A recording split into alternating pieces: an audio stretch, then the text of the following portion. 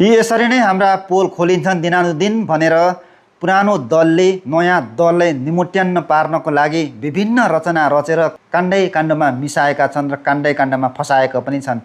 आज राष्ट्रिय स्वतन्त्र पार्टीका मान्य सुमना श्रेष्ठज्यूले त्यो सदनमा नेपाली कङ्ग्रेसलाई जग्गा हडपेको आरोप लगाएपछि नेपाली कङ्ग्रेसले संसद अवरुद्ध गरेको यो दृश्य हेर्दा के विधिको शासन यही हो, के लोकतन्त्र यही हो? कसैलाई प्रश्न गर्न पाउँदैन, सत्य यथार्थ कुरा पोख्न पाइँदैन।